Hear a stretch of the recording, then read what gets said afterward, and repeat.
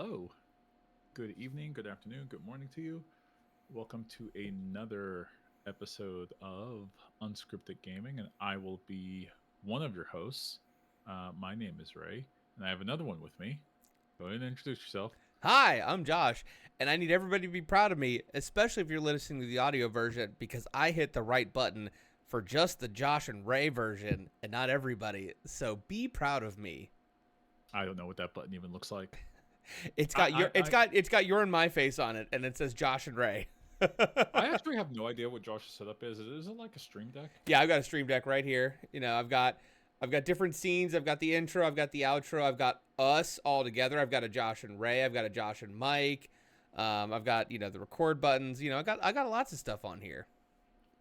Gotcha. You would think as long as we've been doing this, I would have also invested in a Steam Deck, but I'm gonna be honest. I only invested in a new microphone this past summer, so Um, that's what we're yeah, working with. I'm not gonna lie. Elgato has just put out the Stream Deck Plus XL, and it has 36 buttons and 6 knobs, and it's $350. I don't need it, but damn it, do I want it? And Ray, if I ever Well, do end up getting tricked into buying it, I'll sell you this one for a good okay, for a good price. So I'm not out as much money. that uh, we don't run the type of operation that needs 36 different buttons. And tell you what, most streamers don't. Well, Um, the thing is, I will say I use it for other stuff too. Like yeah. I use it for hotkeys, like in Discord. I use it to like launch some programs. So like I do other stuff with it. Like I use it to switch between my headphones and my desktop speakers. I use it to mute Hmm. myself. Like I do other stuff with it, and like my stream deck has 15 buttons, and I think I have like 3 pages that I can like cycle through, and like Yeah. 15 is almost enough. It's almost enough. It's not quite, but Okay. So you. the knobs would be nice too. Again, I don't need it, but damn it, do I want it? Yeah. That's how the consumerism gets you. Yeah. Speaking of which, that's kind of what we're going to be Yeah. talking about Here we today. here we are on Unscripted Gaming, just after some gaming events and some gaming news, and boy howdy, is it a weird time to be talking about computers and video gaming and consumption and art in general. Yeah. You want to talk? Let's punch this pig. Yeah, You want to talk about where are we Xbox? starting, Ray? Where are we starting? Let's start with Xbox. Let's start Yeah. with the debt. I've been saying this for at least like 2 years, probably at least, definitely at least 1 year, that Microsoft is doing a glacial slow walk out of the games industry as we know it. Maybe just in the console space, but I'm kind of thinking they're just looking at the door at this point, and they're just like, we're not gonna pull a Sega, we're not gonna pull a Philips, we're not gonna pull a Magnavox, where it's like one day they just decide, hey, that entire arm of our business has exploded, and you will never hear from it again, um, because we failed. You know that they're not like Philips CDI or something like that, but they are definitely in the process of like, we gave it a shot, it didn't work, and we're going to be moving on to other things. We're going to be moving on to AI. Can we put AI in that machine? Anyways, um, yeah, I'm sorry, I'm beating around the bush. So yeah, Phil Spencer got retired. He retired, and you know what? Yep. He's like, I think Phil Spencer's in his. He's been working at Microsoft since like about as long as I've been alive. Yeah, Phil Uh, Spencer has been there for a long time. Like he is a gamer. He has been in the Xbox division since its inception, basically. Like he has been around for a while. yeah, yeah, that's a long time at one company. So if he, I kind of get where he has. He says like, you know what, enough's enough. I think I'm good. I've made a lot of money. I've made a lot of friends. Done a lot of things. I'm gonna go enjoy the quiet years now, and maybe I'll be around for consultancy or whatever. I think that's fine. The more pressing thing is that Sarah Bond, the person that was clearly being groomed to replace him, uh, she resigned the same day that she announced the resignation. I don't think that was a resignation. That's not normally Yeah. how corpos do things. They normally say like, okay, we have a transitionary period. No, she's like just one Friday a couple weeks ago, where it's like Sarah Bond no longer works for Microsoft. She has resigned. It's like, oh, on paper you put that she resigned. Right. Anyone that's been around the block a little bit, like, oh, they they loaded 2 barrels and showed you the door and said like, you need to get the fuck out.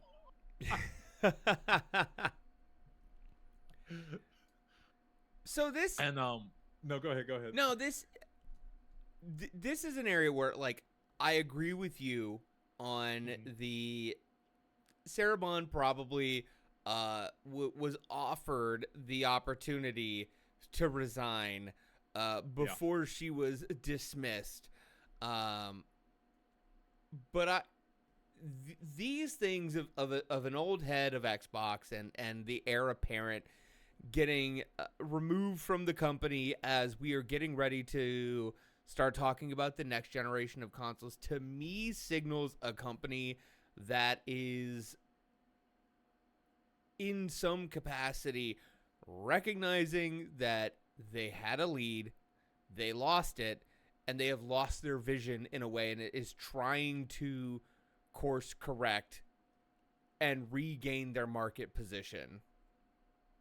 Man, it feels like since 2013 they've been in a constant state of course correction. Imagine 13 years of being like, don't worry, we're about to correct the course for a decade and a half almost. I think that is a little ungenerous to You're correct. It's completely ungenerous. I have very little respect for this corporation. I think that the Xbox brand has. All right, so I have been a very strong advocate of my position of at some point, you know, very much like, you know, hey, this baby monitor is an Xbox. This glass of bourbon is an Xbox. Like, Phil Spencer got out and said everything's an Xbox, and like I kind of see. To be clear, that was not Phil Spencer. That was Sarah Bond. Okay, well, and she got fired. We're calling it resigned, but I don't know about all that. Part of me has been on the like, Microsoft needs to get out of the like dedicated hardware business for a minute, because it's just not the best strategy for them. They just can't seem to do enough to differentiate themselves. But maybe they did it a little too early.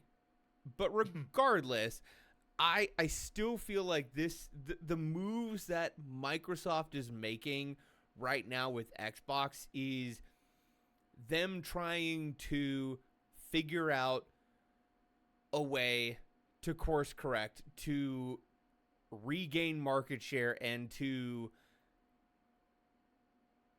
gain back some position in the gaming space. I think that the Everything is an Xbox campaign, one, and I think we had a small podcast about this like 2 years ago when they announced it, or was it a year ago? It's just been give or take, yeah. Time is relative in our current global climate. Yeah, we'll go with that. I thought that was a laughable campaign, because if everything's an Xbox, nothing's an Xbox, and thus you do not establish any market position. It's kind of like saying, just an example, everything's an iPhone because we have enabled it so that you can use iPhone-related apps everywhere. And the question becomes, okay, why should I ever buy an iPhone? And same thing, if everything's an Xbox, why should I ever buy your console? And it's like, well, you don't have to. And it's like, cool, I won't. I'm going to go buy a PlayStation 6. Oops, I found a bunch of PlayStation 5. My apologies. Got PlayStation 6 in the brain. I just bought a PlayStation 5 because you told me I don't have to buy an Xbox. Oops, I found a bunch of really cool PlayStation 5 games I like. oops, all of my friends now are getting PlayStation 5 because I have one. And thus you start losing market position, you start losing lead position, your console starts taking up shelf space. More companies, more retailers are not wanting to sell your consoles. An example, you cannot go to a Costco and buy an Xbox One or an Xbox Series X. You can buy a PS5, you can buy a Switch, you can buy a Switch 2. That means something. That is, you're out of the visibility, you're out of the light, and less and less people are going to keep ordering your consoles. Hey, if my iPhone's an Xbox, I'm not going to f around with you and actually get your console. Obviously, now just as just observation, I think that the everywhere everything is an Xbox campaign, because that was Sarah Bond's idea to reestablish that mark position, backfired so horribly that they immediately put her in a chopping block, and they have actually started removing the everything is an Xbox thing off of the websites. I remember hearing this on the Jeff Gershman podcast, and I decided to start looking for that. And it's true. There's a lot of places where the everything is an Xbox thing was like very much ballyhooed and kind of shown off, where it's like, hey, you have to struggle to find it now. They don't want you to think about that. They're like, no, no, no, no, an Xbox is an Xbox. What are you talking about? We didn't say that. See, and this is an idea, and I'm sure somebody at Microsoft has said this, but like, here is my ultimate. I see what you're saying. Yeah. But the like logical conclusion of this is, you can go buy a TCL TV right now, and like half of them, it's got Roku on board. Yeah. You don't need to buy a Roku. It's just on the TV. Eventually, that's going to be Xbox. Like, you're going to buy a $500 TV and get an Xbox controller with it. Like, you're going to have the Xbox launcher on your Hisense TV. Like, that is the ultimate antithesis of everything's an Xbox, of like, you're correct in a certain way. Like, when everything's an Xbox, nothing's an Xbox, and like, I'm gonna buy a PS5, but like, or PS6. But also, when you get to the point where like a device you already have is the Xbox, and there's no friction to start playing, because you got a free month of Game Pass, or you got X1, you got a free game that's on your home screen that you're like, oh, I'm gonna load this up. Oh shit, Xbox 360, Halo, Master Chief, let's go. Like, that is the ultimate goal, and like, because hardware is really expensive, and it's really hard to develop, and you have to account for millions of people using your hardware in millions of different ways, in millions of different scenarios. Whereas if everything's in the data center, if everything's in the cloud, you have a lot more control over the variables of the conditions, and with fiber rolling out more readily, especially that price. Yeah, absolutely. Like, you don't have, just charge you more. You don't have the $600, like, you don't have to pay $600 plus a $30 month subscription. You're just paying the $30 month subscription. Like, at a certain point, I see what you're saying, and I can respect that, but I just do not think that Microsoft is ready to lop off 10% of their revenue. I think they are looking for ways to become more sticky without having to have a physical box in everybody's home. Well, they're still trying to make a physical box, whatever I don't think Project Helix is. Yeah, and I don't think we are ready to go physical box lists. Like, you still have to have metal in somebody's house, but like, I really think in the next decade we're gonna see the Roku Stick Xbox. Like, it's on the horizon. Like, it's gonna be there. You're gonna have the Xbox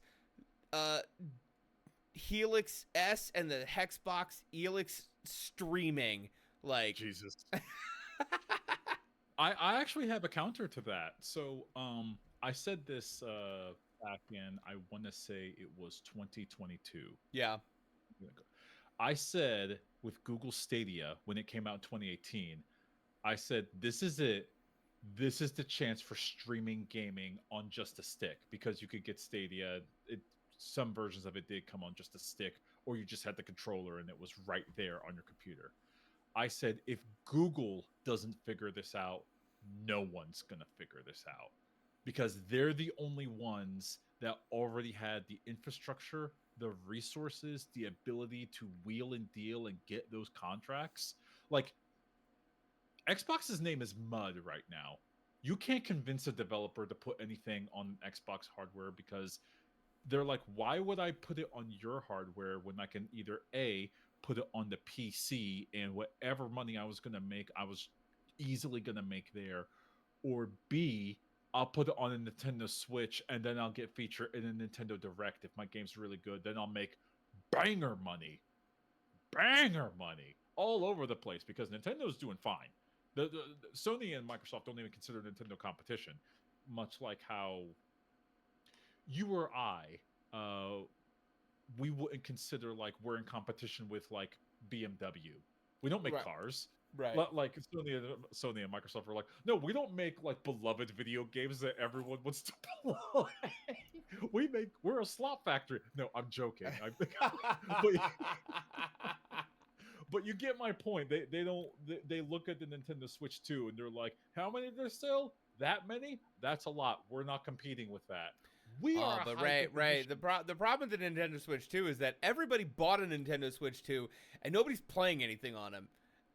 Everybody bought it, and they bought some people like are playing Mario, and they're like, oh well, maybe eventually something will come out. That's why they put Pokemon Pokepedia or whatever only on Switch 2, because they're like, fuck, nobody's playing anything on the Switch 2. They're all just playing on other Switches. Shit, we gotta do something. Make this Pokemon game exclusive. I mean, a console transfer system when a brand new console just came out, that's old as time. Like, until recently, this year in 2026, there are now video games not also being released for the PlayStation 4 and PlayStation 5.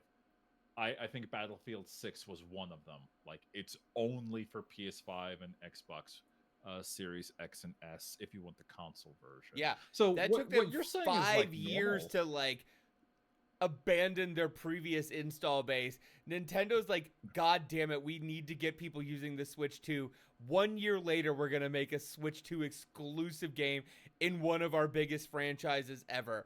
Like, That makes sense to me. No, that makes perfect sense. Again, they're worried about long tail Switch 2 sales, and they're worried about the number of people who bought the Switch and aren't using it and are going to tell their friends, don't buy the Switch 2, it ain't got no games. It's Xbox all over again. Xbox ain't got no games. Switch 2 ain't got no games. Josh, is this a bet you want to make? Because I feel like you're going to lose drastically that the Switch 2 is failing. I'll make that bet. I hate gambling, but I'll take your money. I'm sorry. Ray says he hates gambling, and on a semi-monthly basis, will make some wager with me that we will put in a phone for 4 years from now that neither of us will remember what it means, and I'll get a Google reminder. I'll get a Google reminder 4 years later. Hey, talk to Ray about the bet. I'm like, what bet? Fuck, I don't know. But I get a reminder every 6 months to talk to Ray. I get which bet is it? I don't know. I don't put enough information in my Google Calendar, so I don't know.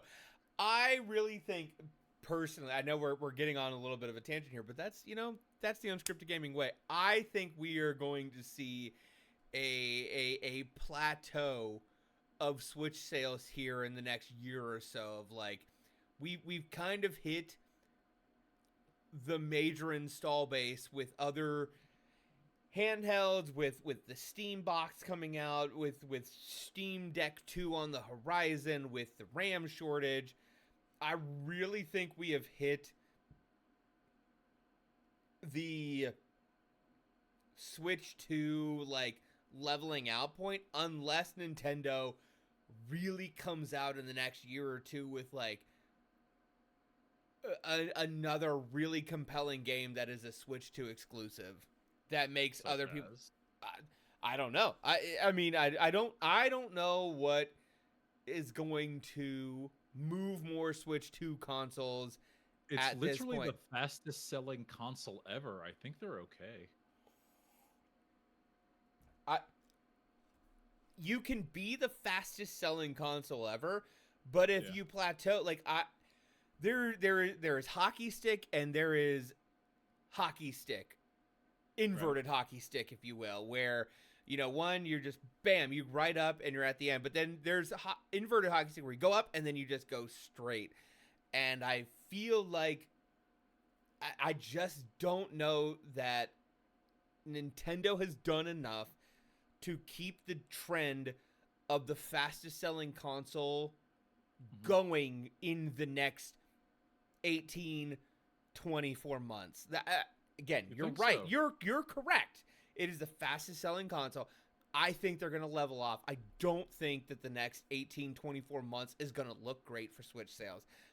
Mark this, timestamp it, put the bet in place. I could be wrong. Okay. But I feel like I could say like Josh are being silly, but I think I won't even make a bet because time will prove right of me just saying, hey, I don't know what they got cooking at EAD1 or EAD2 or pardon me, EAD3, but if they have like a sequel to Mario Odyssey just on the horizon, it's like, yeah, whatever. The console's gonna do fine. I'm not even trying to say like Switch 2 is like, yes, obviously I own one. I'm not even saying it's like the best console I even have. It's probably currently my favorite because it does everything my Switch 1 did, but just better. But here's what we're talking about now. I justify having a Switch 2 in that it plays games that I can't play on my PS5, which is right next to my Switch 2. It plays unique video games, like video games as an art form. It gives me unique experiences that I typically can't get anywhere else. If I want to play Donkey Kong Bonanza, I can't play that on Xbox. And I can't play that on any version of a PlayStation. I have to go get a Nintendo Switch 2 and play one of the best games ever made. Um, top 30 Donkey Kong Bonanza. I'm not going to sit here and say like, hey, this is knocking out like Super Metroid out of the park for an example for a top game that we both enjoy. But I am right, saying like, damn good, yeah. damn good. Um, but what we're talking about right now, what is an Xbox only Xbox Series X or S exclusive game that exists that's where you personally looked at it as like, well, I might think about it. I know it's $600 now to get an Xbox Series X, but I'll consider that's another thing. They raised the price of the console just over the summer, giving people less of a reason to get one. Well, Anyways, Sony and Microsoft both raised the price of their consoles. Uh, they did, but Microsoft jumped it by $100, and Sony jumps theirs by was it 30 or 50, something like it that. was 50 or 75. It was close. I think it was 75 in Europe. Yeah, it depended on the region. Again, I'm I'm a bad person to ask that question to Okay. because I never have to buy an Xbox again. I am not a person who needs to buy an Xbox. I am a person who consumes Xbox services because I have Yeah. a dope ass PC right here. Do you I want don't another need PC? they don't need to sell me an Xbox. They don't need to sell me a loss leader to get me to continue to stay in the Xbox ecosystem. I have a button right here on my Stream Deck to Yeah. fucking launch my Xbox app. So I can go and I can continue to pay my fee and play the Xbox games that I want to play and experience certain things. Like, I mean, a great example, Claire Obscure, Expedition 33, my game of the year last year. I Mhm. would not have played if it wasn't for Xbox Game Pass. Um, Mhm. and there are a couple titles like that I've been looking at the Xbox game library. I'm like, I've got some stuff downloading that I might be playing soon, but I also sometimes don't play anything, and I still give them some money here and there. Like I will. There is nothing that will make me buy an Xbox because I don't need to, because Microsoft doesn't need to lose money on me on a hardware sale. Well, you might be, as you said, a bad example because there are a large contingent of people that actually do want some sort of box underneath their TV, and the computer is a computer and the video game is a video game. I'll give you an example. Best example I have in my back pocket because it's just like a year and a half old. So I have my brother-in-law. My brother-in-law, he is very salt of the earth guy. Hi, if you're listening, you know who I'm talking about.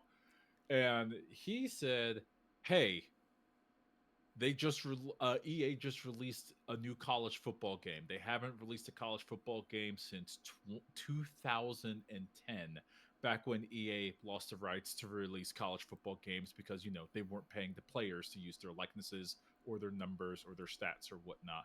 Yep. Now that we are actually paying college athletes, thank goodness, they are compensating the players to use their likenesses, their stats, blah blah blah. They released EA what, college football? I think it's just called college football because they can't say NCAA I think it's anymore. EA CFB. I'm not sure. I know it's called Football Club because they lost the right to use FIFA, which FIFA's an evil organization. Well, Yep. we all EA know this. Sports College Football 26. Yeah, that's it. He got the 25 version, and he was asking me, "What do I need to do?" And I said, "Well, you could just play it on like any console." He's like, "Cool, dope. I heard the PS5 is good." He went to Walmart, bought a PlayStation 5, bought EA College Football 25, and an extra controller, and he just brought it home. He has a fine working computer. He could have bought it on Steam. You can't convince that man to buy that on Steam. He's like, "No, video games go in the video game box. I put the disc in the drive. I turn it on. Job's a goodin'." And also, it came with a Astrobot for free, and his little son loves that little game Astrobot, as he should, because Astrobot's a phenomenal game. It really is a phenomenal game. Like, it's got some really good mechanics to it. So that is the type of like everyday, we'll call them Joe Six Pack. He's actually sober. We'll call them Joe Six Pack for the sake of Yeah, a yeah. name No, here. we know who you're That, talking that about. that just want to go out and they're like, "Hey, I need a video game that's also someone going to college. I need a video game that's also a Blu-ray player because sometimes I do have some old Blu-rays I'm bringing with me." Believe it or not, these people exist. They're dwindling in number, but they're back on the rise. That's why EA. I'm sorry, I'm getting my stores and retails mixed up. My apologies. That is why Best Buy has started restocking Blu-rays again because Blu-ray ownership is back on the rise because some people, myself included, don't want to pay $20 a month for Netflix. They find that not worthy of the service. There's a whole shift going on, is what I'm trying to say. So yeah, you might be the person where you're like, "Listen, I got a great computer," and I want to get to that here in a moment. I have a great computer. I have a means to pay $30 a month for Microsoft, whatever version of Game Pass. $30 a month gets you. I think it's Game And Pass Ultimate. that I know you don't like or care about game ownership. There are still a Yeah. large contingent of people that want to own the game. I'm obviously one of them. Yep. I idiotically have a copy of Battlefield 6 sitting right next to me, even though it's a server limited game. But also, I don't want to install the kernel bullshit that Battlefield 6 now requires. So, like, hey, we need to deep dive into your PC. We need to get up in its guts. You know what I'm saying? I'm like, you can get up in my PS5s, whatever. Stay off my PC. I use that for other stuff. I have one last one. My friend Derek. I was about to give his full name like an idiot. Derek. He lives in Florida. When I asked him about consoles and gaming, and he said, this was back when we were going to college together. This was back in 2011. He said that he keeps a console because computers are work, video games are for relaxing. And so he keeps his computer in a completely different room because he wants to like mentally unplug from that space. And he's not the only one. There's a contingent of people that want to do that as well. So anyways, sorry, I'm a bit rambling a little bit. I want to get to your thing about your PC. So Microsoft Project Helix is supposed to be a console slash PC hybrid, right? And there's Right. a rumor going that it's going to sell. This is just a rumor, and the last place I got the rumor was it's been floating around at GDC, and the site I got it from was YouTube. I was watching Inside Games Daily, and they said the rumor is it's going to be about $1,000 for what's supposed to be a high-end PC slash console hybrid. I assume that this is not for you. Project Helix, absolutely not. Again, it is Project Helix is gonna be for a similar segment that the Steam box is for.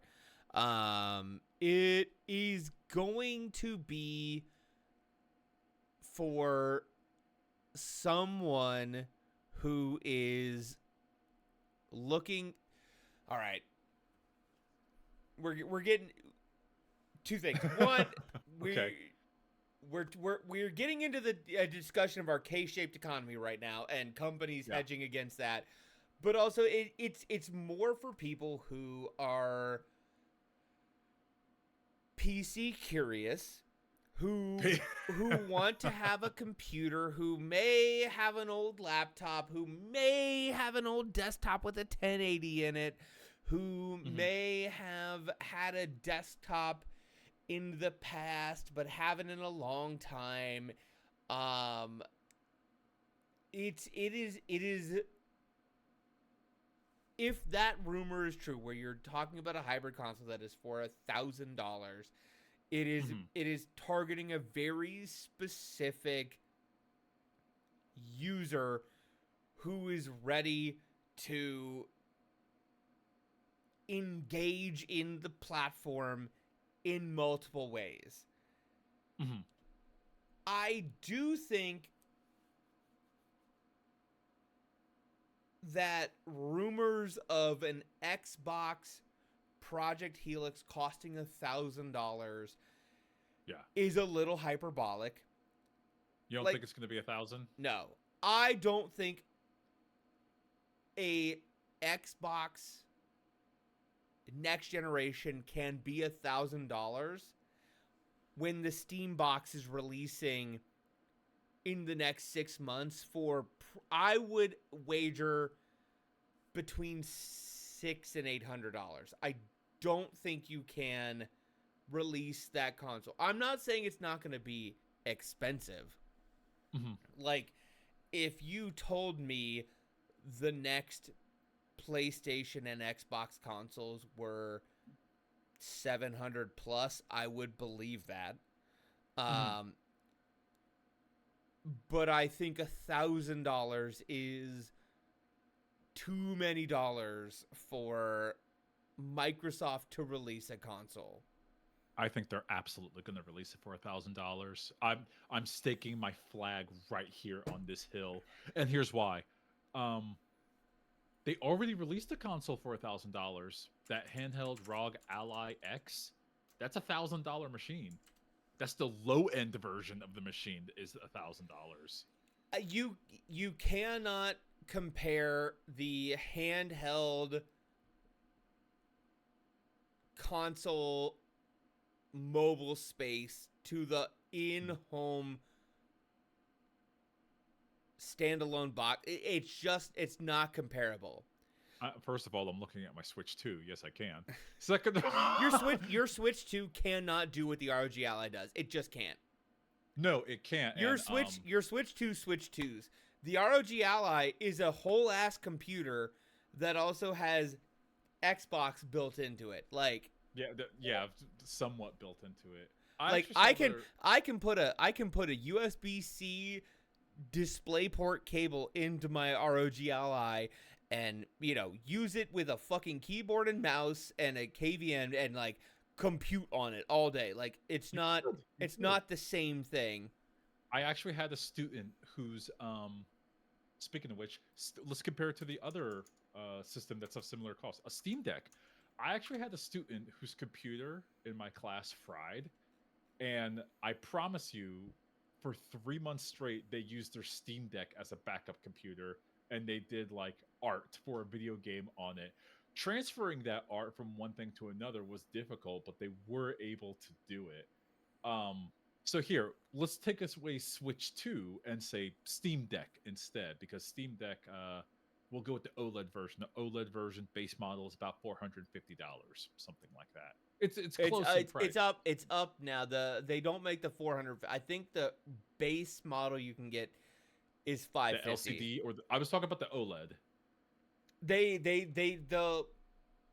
$450 SKU, I think they discontinued because Okay. of the RAM shortage. I think the lowest tier you can get brand new is 550. I think you might be able to get a used one in that like 450 price, but that's Okay. I thought I saw, because I was on the fence and I almost got the LCD one for 350, but that was over the summer. yeah. And I didn't pull the trigger on it, obviously. Um, that said, that is something in the handheld gaming space, and that is way less than $1,000. I actually don't know how much the upper end of the Steam Deck is, like the most expensive model. I'm pretty sure it's not $1,000. I think it's 700 or something like that. Yes. Yeah, so that is some, and everybody knows what Steam is. The few people, my apologies, the people that have a Steam Deck really like it. One of my brothers-in-laws, who is the complete opposite of the other one, he has a Steam Deck and he absolutely loves it. He brings it to all family gatherings, and sometimes he'll just sit in the corner and play it, and it's cool. I played around with it. I was like, yeah, I can see why people like this, but Microsoft has shown that even though they will release a console at a price that no one agrees with, they will still do it and they will try to sell it to you. An example, when we were just talking about, hey, they just upped the price of the Xbox Series X. That console is not exactly selling like gangbusters, and it kind of feels like they just said, eh, everyone else is raising their prices for stuff, we can raise ours. Like, Microsoft is their valuation was, at the time when they raised that price, a $4 trillion company. You could have lowered it and people might have actually bought it, but no, they raised it. It's not like I'm going to assume, I'm not looking at their books or anything, but it's not like their bottom line is taking that much of a hit. And if it is, we have different conversations we can have, because apparently they have near infinite money for data centers. Well, again, I mean, there are two factors at play there. It's like one, a little bit of loss in that segment can be written off by like the growth in data centers, which cannot be counted on forever. But also, again, like if Game Pass is growing, It's not. what are your numbers? Because the last numbers I saw is Game Pass has quite a lot of subscribers, and they haven't lost that many even after the price increases. The last time I checked, it was about the last time I checked was last month, because I was curious. It was about 30 million, and they lost 10% of that when they jumped their price, so they lost 3 million people. Okay. So 3 to 4 million, something like that. I mean, again, 27 million subscribers giving you money every month. Yeah. Versus a install base of, how many million PlayStation 5s, where some people will give you money every other month. Some people will give you money every 6 months. Some people, like your brother-in-law, will give you money maybe once a month when the next college football. I'm just saying, like, I see what you're saying about, like, a console not moving and the price going up. But in the like current global economy that we find ourselves in, and the current American regime we unfortunately see ourselves in, there is a point where a company like Microsoft says, hey, we're not going to lose money on our hardware right now, as we have to pay more to get it into the country because of tariffs or whatever. Yeah. We have enough people giving us money every single month. Some of them have devices that we already sold them. Some of them have devices that they brought themselves. Somebody who is going to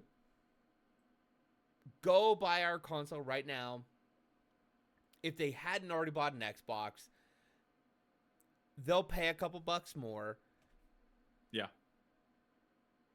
And then probably, again, subscribe to Game Pass and be locked into the ecosystem for the next 12, 24, 36 months. Maybe. So you're saying Game Pass is the make or break? If I'm understanding correctly, you're saying Game Pass is it?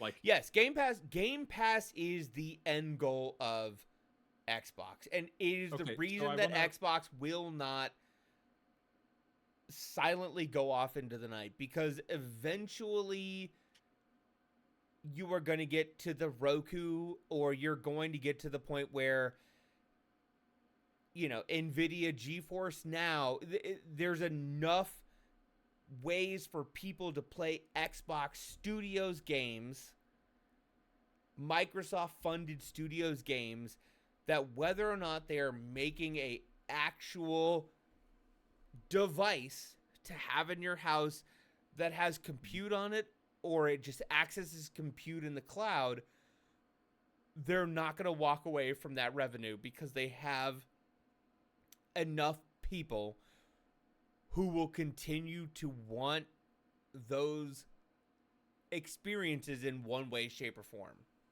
I want to go ahead and throw some overhead at you, if you don't mind. Yep. So, having worked on one game, at least one, that was eventually released to Microsoft Game Pass, you have to pay the development studio to release that game on Game Pass, because they have to make sure it works on Game Pass. They won't do it for free. The only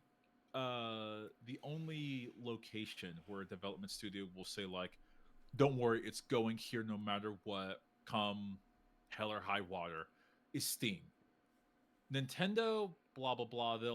You have to jump through about a year's worth of hoops to get a game on Nintendo's console, because that's how Nintendo operates typically. Yeah. Sony, they're midway. You still have to jump through a bunch of certification hoops. Microsoft, they will walk to you and say, like, you want to put this stuff on our console, and they'll try to make you jump through hoops to make sure it works on Xbox Series S before it works on Xbox Series X, because that's their hoop. And there's a lot of people that say, like, no, we're good. But for the right amount of money, they will do it. So to keep all of those games on Game Pass, they are paying developers and publishing studios, so publishers and developers in this case, for the privilege of hosting those games on Game Pass. That is a lot of overhead, and you have to find some way to pump up Game Pass to get people to keep investing into it. Why buy a game on why spend $30 a month on Game Pass when I can get the game for slightly more on Steam, and I will forever own it? Until Gabe Newell dies, and we'll find out what happens to Steam then. Maybe they'll go to an awful subscription model. Who knows? I'm one of the few people, or maybe there's a lot of people, that believes that the only reason Steam is good is because Gabe Newell makes it good. but who they could become evil. They could become a publicly traded entity. Who knows? I hope not. I have way too many games in my library for that to ever happen. I hope. That said, Microsoft is the evil company. Microsoft is the publicly traded company. And if they are not making enough money, via Game Pass, you know what they're going to do? The same thing they did last summer. They'll just up the price, and everyone has a limit.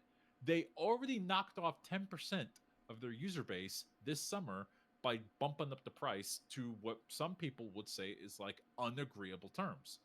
Can they do that again? Can they take another hit? Will they go ahead and say, okay, on Game Pass, we're not going to have XYZ games, but we do have a lot of games? That's not always going to work. That is a plan that does not account for continuous overhead. Do you see what I mean? And when you get sorry, last point. When you get a console, you have a box in your house that's constantly reminding you, okay, I'm invested into this entire thing. In a computer, it's ephemeral. You don't think about it anymore. But the actual box there, you have some buy-in. You have, let's say you got some friends. You have people that come over. They might play on it. If they play on your PC, who cares, right? There is a little bit of a branding there. If they were to become, Steam has its own branding, but everybody has Steam. It has damn near monopoly if it wasn't for like Good Old Games, and the Epic Games Store, whatever. That horrible piece. I respect it for what it is. Sorry, I've rambled on long enough. That's what I'm trying to say is like this plan is destined to fail because there's not enough free capital to keep it going forever in that manner to secure high-end games. You don't have to. If I was working at a development studio right now and we were trying to pick, are we releasing on Sony's console and are we releasing on Game Pass? I could easily make the case you don't have to release it on Game Pass at all. Here's how many people have a Game Pass subscription. Here's how many people bought a PlayStation 5 last month. By the way, that number, I actually did that in my separate podcast, GAPP. If you want to go listen to that, Games Analysis and Producer Perspectives. Last month, 8 million PlayStation 5s were sold. Currently, there are about 30 million Xbox Game Pass subscribers. So, of course, if you make the game for the PS5, you will have a guaranteed number of sales that trickle off. If you make it for Game Pass, you will get some people that might try your game out of curiosity. You know what I mean? Anyway, sorry. I rambled on for way too long. My apologies. No, it's...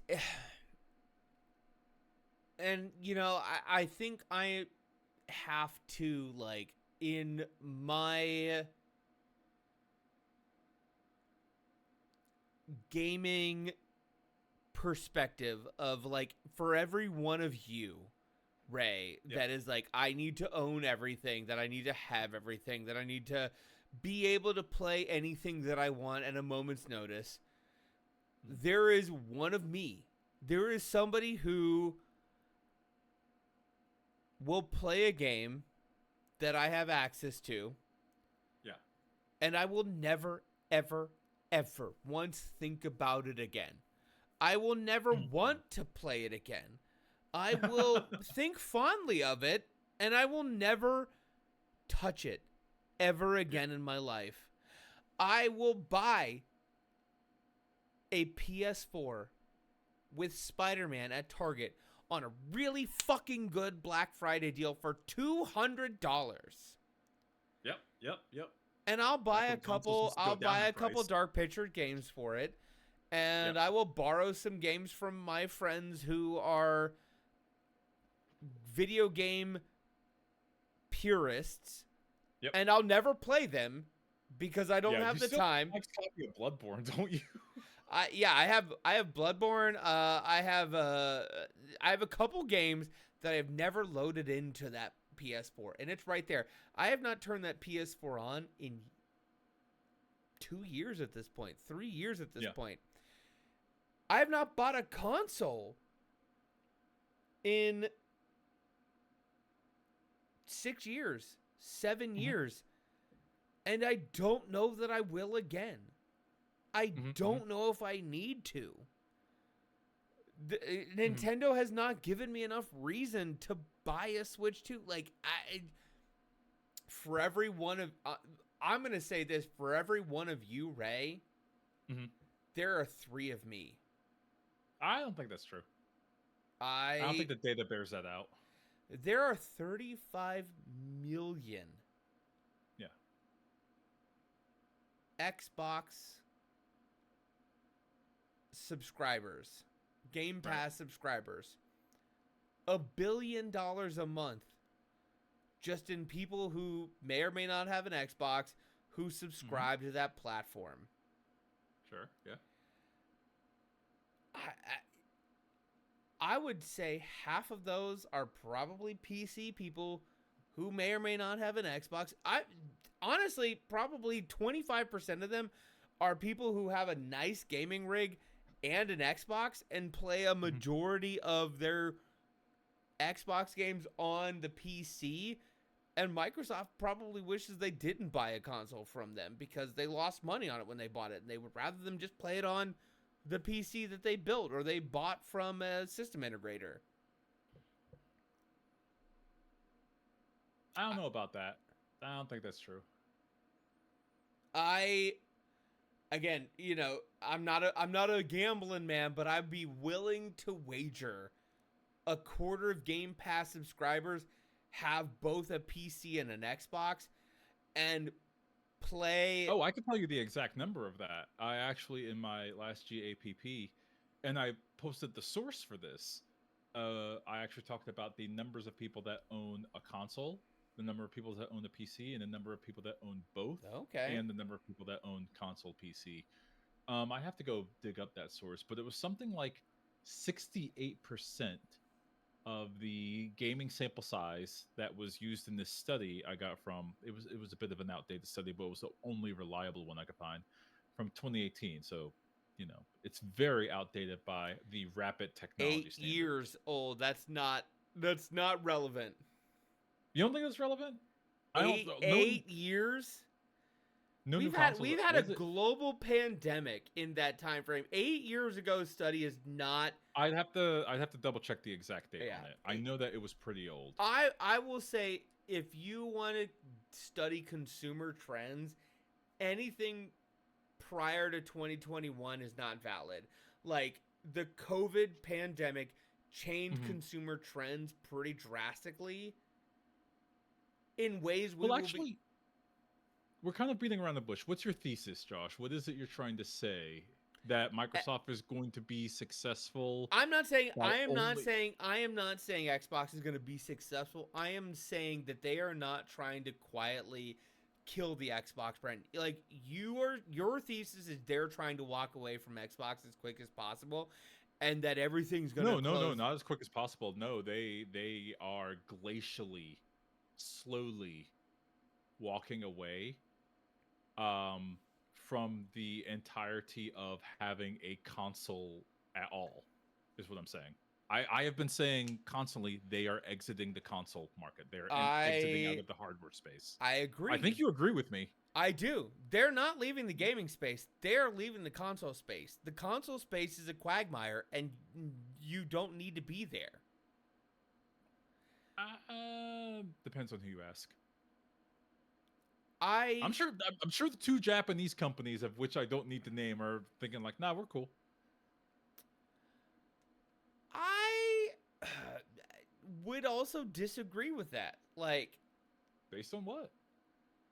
I based on the fact that like Japan being a smaller, more integrated society and technology community would love for you to have something that is Nintendo locked but does not take as much development and resources to produce as the Switch does.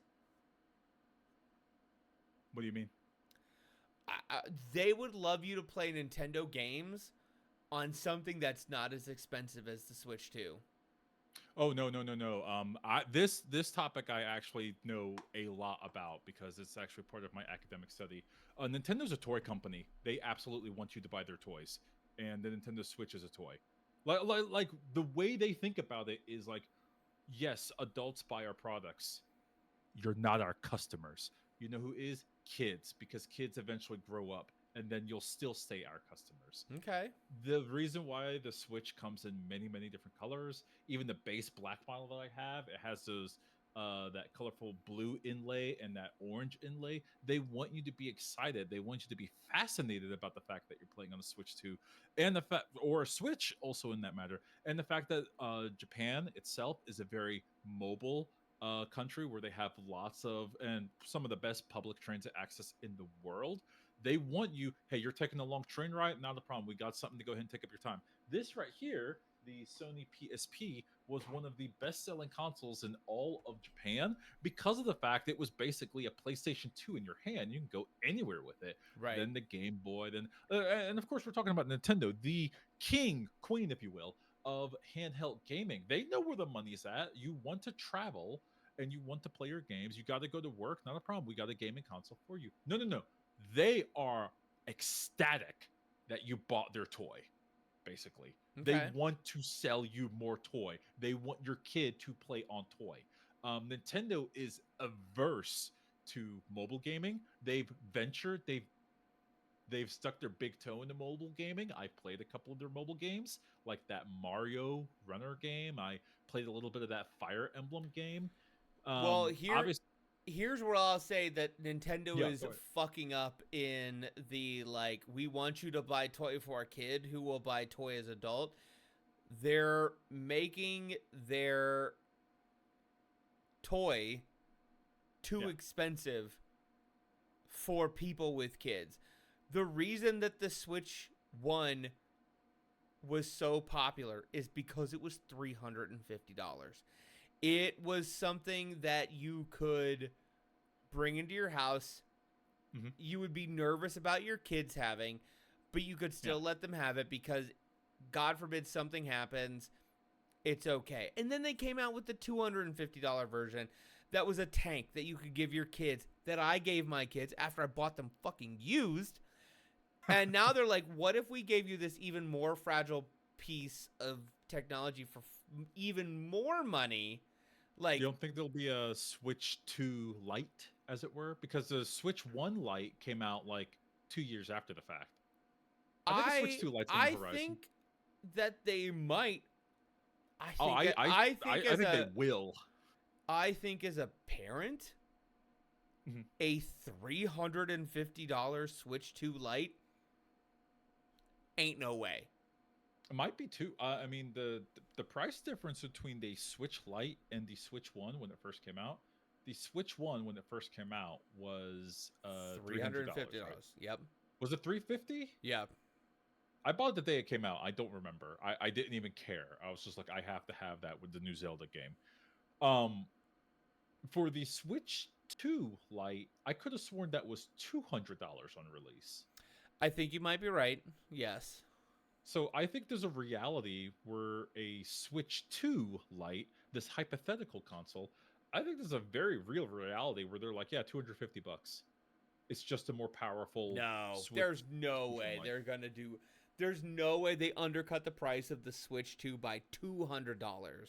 I think if they say, hey, this can't be plugged into a dock, so whatever's on the screen, that's what you're seeing. And by the way, the Joy Cons aren't removable; they're going to be plastered in, or plastered in. They're going to be fixed in, like not removable at all, much like the Switch 2 Lite. That gets rid of a lot of electronics inside of it, especially like 4K electronics. Like the screen does not display at 4K; the screen displays at 480p.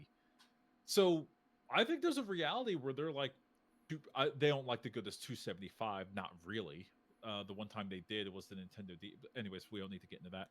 Um, you might be right. It might be $300, but I think there's a very real possibility it could be But 250. $300 for a toy, for a Yeah. mobile toy for your children is a lot of money. That is a lot of money, but I think adjusted for inflation, that's how much people were dropping for the new Nintendo DS, I mean, and that's so like gangbusters. true, but that was in a much more optimistic economy, if you will. Yes, you're adjusting for inflation, but you're also not factoring in the vital signs of people's outlook on the economy right now. Oh yeah, if we're talking about like what's the first thing people are going to cut if like, hey, I need to pay rent, or I need to buy this new video game console, obviously the rent's going to go first.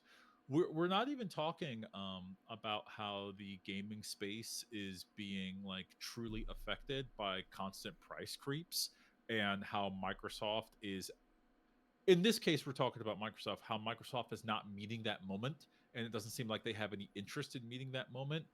um they actually are about to release, we're talking about Microsoft specifically, the corporation of Microsoft is actually about to release a update for Windows to actually make Windows 11 actually work well. uh,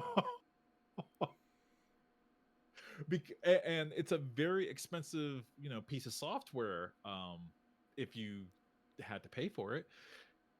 And they're not meeting the moment of like being any sort of price conscious. And tell you what, Microsoft doesn't care about being price conscious yet. They would have to start losing a lot of their user base, and that is possibly on the horizon. I don't know. Well, You're right, we are. I'm gonna hit a button real quick because I've got some thoughts on Microsoft losing user base, because somebody is coming for Microsoft's lunch and Google's lunch at that. Time for Josh's. Time for Josh's. Time for Josh. Time for Josh. So, We need to change the art on that. yeah, we do. It's great. We need to update the RAM sticks on it at the very least. Make them unobtainium. So the big thing I want to talk about is Apple is making a play for market share in a way that they haven't in a very long time. So, you're talking about the Apple MacBook just Neo? released the MacBook Neo, Yeah. a $600 computer, $500 if you have the educational discount, which you just need a .edu email for, which is basically last year's iPhone Pro in a laptop chassis.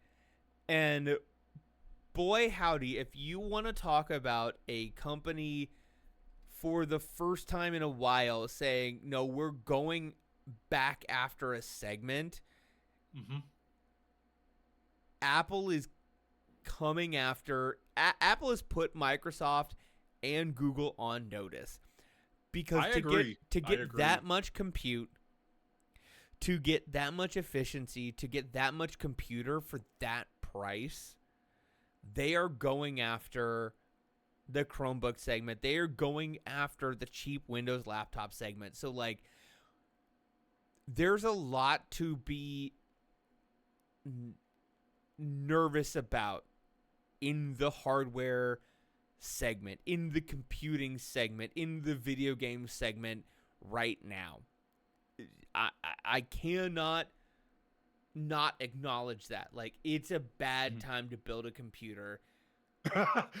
It has never been a worse time. There's never been a worse time. Like, a year ago, there was never it might even be worse. Yeah, a year ago there had never been a better time, and now there has never been a worse time. Yeah.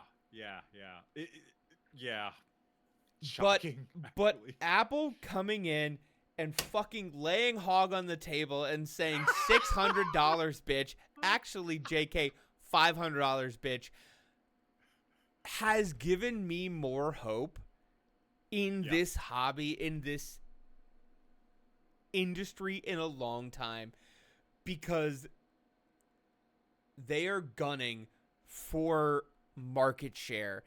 And when a company guns for market share, that is when you see the most innovation. That's when AMD released the Ryzen processor and took Intel market share. That's when we saw a lot of innovation in the CPU space, in the compute space. This is another one of those moments where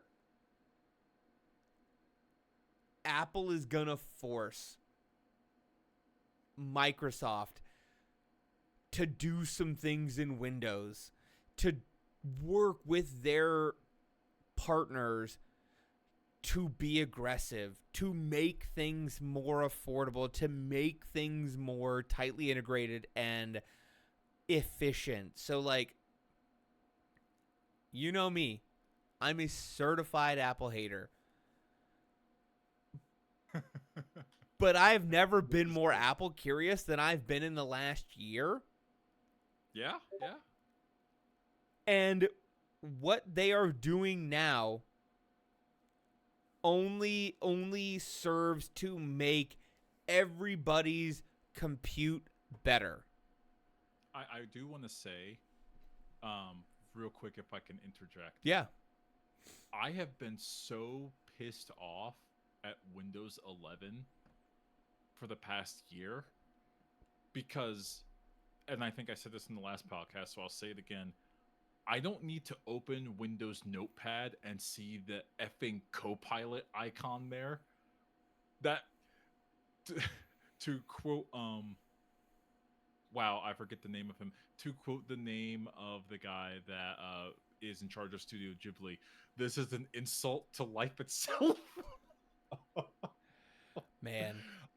Apple, they do have their BS like Apple Intelligence, but they made it redonkulously easy to turn off. Yeah. I respect that. I'll be honest, Ray, I think so little about Windows 11. Like, I cannot remember the last Windows time. 10? No, I have Windows 11. Okay. I think about it so little. Like, it never gets in my way. Like, yes, search used to be better in my, like, files and whatnot, but, like, the fact that search doesn't work should give you pause. I'm more mad about Gmail search not working than I'm about when I search more shit in my Gmail folder than I do in my Windows folders. And boy, howdy, I could go on. Search is absolutely broken. Criminal. It is criminally broken. Like, you could type exactly what the email was in the title line, and it'll still say, "Don't know what the hell you're talking about. You must have killed." Also, I've never wanted my email search to give me what it thinks is the most relevant. I want you to give me the chronological, you motherfucking dumbass. God. Oh. But no, again, there are. It is easy to be cynical about things in the hardware space right now, but like Apple releasing the surprise MacBook Neo and making it so price aggressive in a time of uncertainty does have me feeling very optimistic in the compute space, in the mobile space, because it's just, that is one of those things that disrupts because the incumbents are afraid of losing their market share, and that's very exciting. And you know what? Good on Apple. Good on Apple for releasing a product like that will inevitably make others think, oh shit, we have to do something. We cannot rest on our laurels anymore. I actually, to your point, I have a laptop that I use for grad school whenever I'm traveling. And I think the very next laptop I'm going to get is going to be one of the, like, in this case, cheaper MacBook Airs, because I don't need a lot. I just need something to do grad school work on. And yeah, I don't know. It is. I watched this video on YouTube, and this also angered me. This guy loaded up Windows 97 on Microsoft XP because he just had an old machine with old software, and it was loaded up and running in like 2 minutes. And then he showed, all right, we're going to take Microsoft Windows 11 and we're going to load up their new Excel. And he was still going, and he was already doing functions and in the XP version. I was like, how did we do this?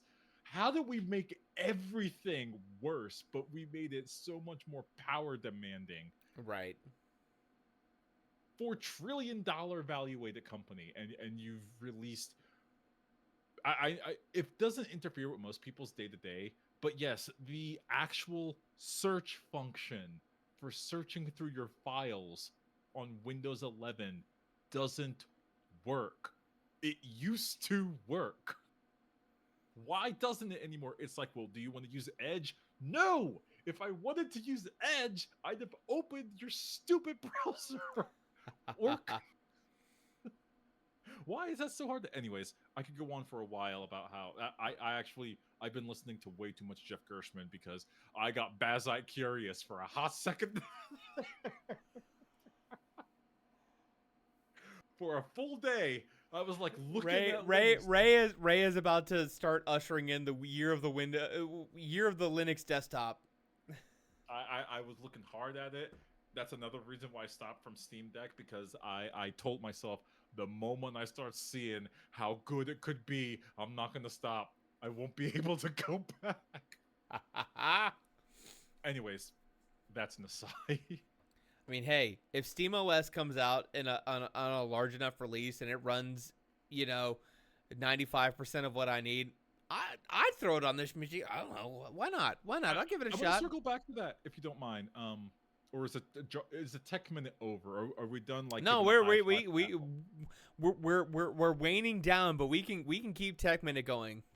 Okay, how much do you think that Steam box is going to be? $700.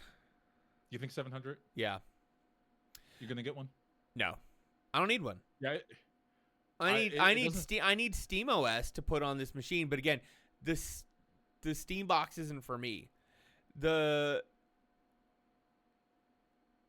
only way, like, if for some reason, like, this thing died completely, and I needed something else, I could potentially see me being like, okay, I could spend $1,500, $2,000, whatever, recreating this in a modern platform of some kind, or I could spend $700 to get most of what I need. Like, I could see that scenario happening, but like, as long as this thing's chugging along and I can keep, Tesseract of Theseus upgrading the graphics card and then the platform and then sure.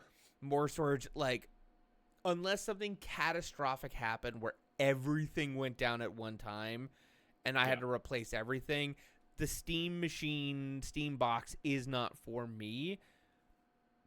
But it is a good just in case. I think it's a cool idea, but I would see the Steam box as I kind of see well, here's who the Steam box is. The Steam box is for people who buy pre-builts. And there are more people who buy pre-builts than you realize. No, I know. My computer right here is a pre-built. And I've worked for companies for not worked for, but I've partnered with companies that did pre-builds. Yeah. And it is for people who buy pre-built, who bought a pre-built 4 to 10 years ago, who are ready to upgrade. It's for people who have a Steam Deck, who don't have a PC, who may want to play some of the things on their handheld. Like, it is for a very specific segment, one that I'm not a part of, but one that still will be very well served by a machine like that. Yeah, it's for, honestly, it's for people like your brother-in-law who want the, like, video game box, and it needs to be on the it needs to be in the entertainment center under the TV. Like, it is for people like him where you can be like, hey, you can get NCAA, whatever, and you buy this. Like, it is for that person. Kinda. I thought you were talking about my other brother-in-law, because no, the one who went to bought the PS the Steam Deck. Yeah, no. He would absolutely buy it. But this is also for it's not going to work every time, but it's going to work for your brother-in-law who bought the PS5 and College Football 25. It's for him. he would because never buy well, a here Steam now box. Or he whatever. could because there are a million of him, Mhm. and 60% of those are going to have a conversation with somebody like you Mhm. who are going to say you could do this or you could do this, and Yeah. if we do this then I can give you access to, like, there is a segment of those people who are going to buy the Steam box because they realize they are told by their Ray that they Mhm. can play the college football game, but also we can set up family share and we can play Jackbox, or we can play XY, we can play these games together. And they may never play them, but the Mhm. potential to play those games is there, and they get convinced by you, the Ray. Ah, I'm not saying it's I every. I had this. I'm not saying it's every single one of those people Sure. in that scenario, but enough of those people will get convinced by their trusted tech person to Mhm. buy that I've heard this instead of the not from PS4. you, not from you specifically. I've heard this type of argument before, but the last time I heard this almost exact same argument, it was in favor of Google Stadia. And this is not towards my brother-in-law. This is towards the wider populace, and we'll say the American populace because I am a US American. It's that people are much dumber and much lazier than we give them credit for. Like, to the point where it's like, well, here's how you do this thing. And then I sit down and explain to them. And to me, it's like explaining how to tie your shoes.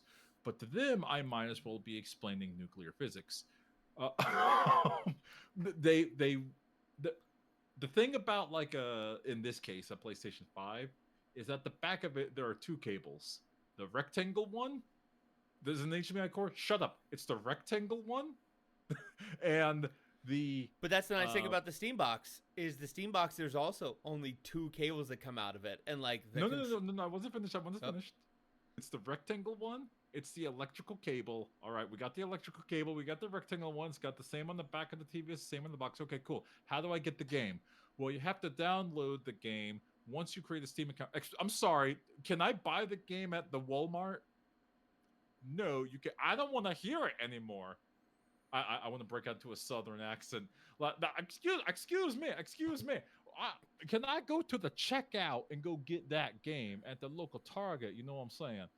Well, the answer is no. All right, I hear what you're saying. I'm gonna stop you right there. I'm mostly joking here, but you I get know, what but I like mean. even the PS5 doesn't let you launch the game you bought at the Walmarts without creating an account and signing in and updating. Like, I see what you're saying, but like Yeah, the modern console is also not so dumb as to be, Cletus proof.